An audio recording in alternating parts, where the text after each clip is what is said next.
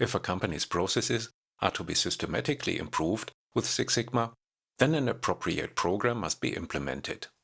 Approximately 1% of the employees are to be trained as black belts and 10% as green belts. Of course, these belts should not only implement the certification project. At least one project per year would be desirable. And the organization of Six Sigma as a company-wide program can ensure this.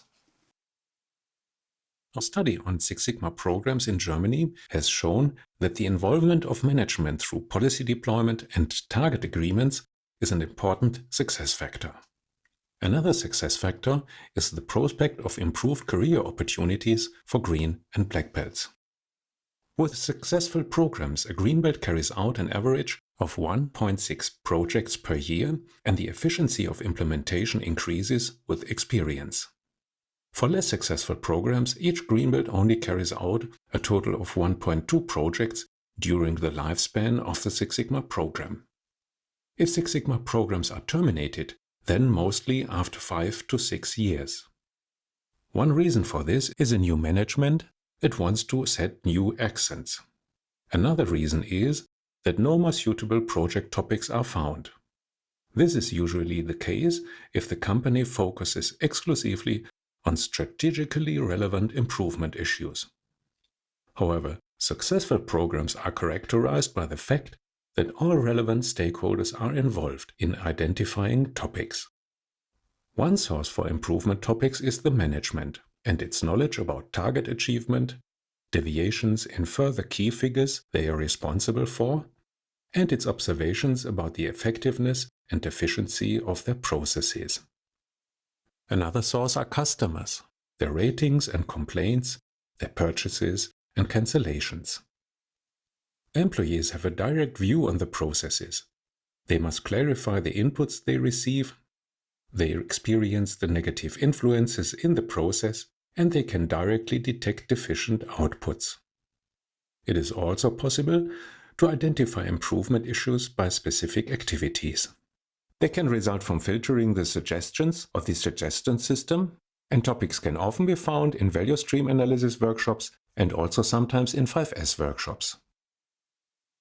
All identified topics are collected in a pool. The topics of the pool are regularly evaluated according to their potential and their suitability for Six Sigma.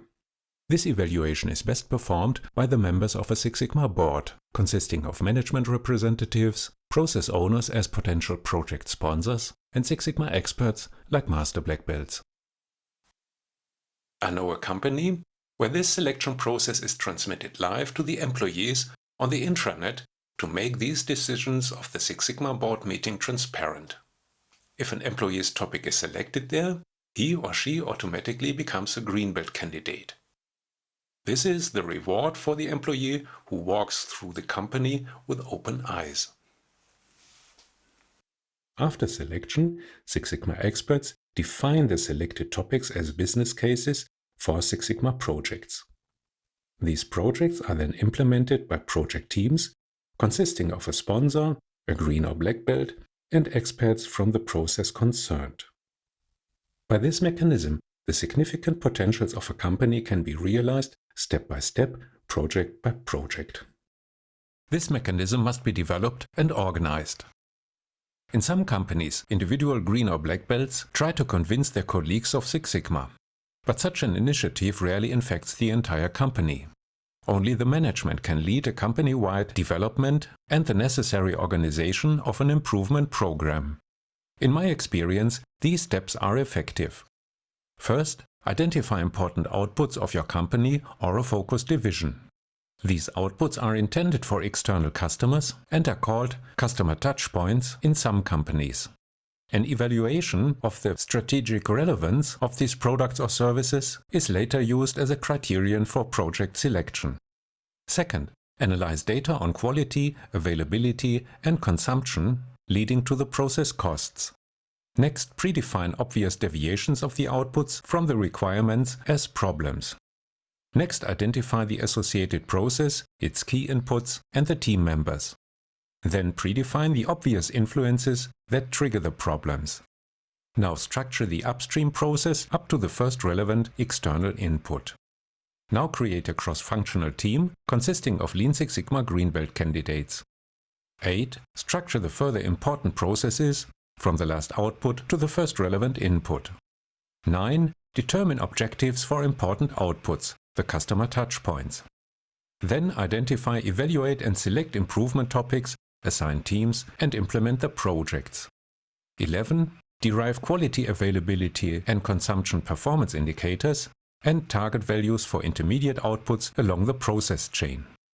12. Integrate KPIs to a management dashboard. Next, collect data continuously and adapt the initial KPIs. Then continuously improve and define further projects to achieve the objectives.